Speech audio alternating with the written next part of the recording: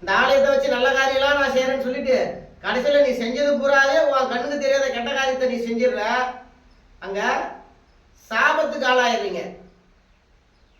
ஒரு மனுஷனுக்குள்ளேயும் ஒரு இறைவன் இருக்கிறான். ஒரு மனுஷ பிறவிக்குள்ளேயுமே ஒரு மனுஷனுக்குள்ளேயுமே ஒரு குருநாதர் இருக்கிறாரு, சித்தர்கள் இருக்கிறாங்க, மகான்கள் இருக்கிறாங்க. அந்த குடும்பத்தை போயிட்டு நீ வேதனைக்கு ஆளாக்கும் போது அந்த சாபம் என்ன பண்ணும் உனக்கு சொல்லு? உன்னுடைய தெய்வ சக்தியை நாளுக்கு நாள் மங்க வச்சிரும். அப்ப இந்த பிரபஞ்சம் அந்த இறைவன் உனக்கு கொடுக்குற சோதனை. இவன் பண்ண சத்தியத்தை இவன் கவனம் பண்றானா? நீ பண்ண சத்தியத்தை நீ கடைபிடிக்கிறியா?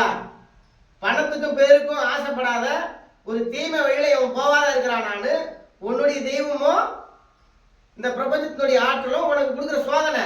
அந்த சோதனையில தான் நீ ஜெயிக்கணும். அந்த சோதனையில தான் நீ ஜெயிக்கணும். அப்ப எக்காரணம் கொண்டும் தவறுதலான ஒரு பாதைக்கு நீங்க போகக்கூடாது.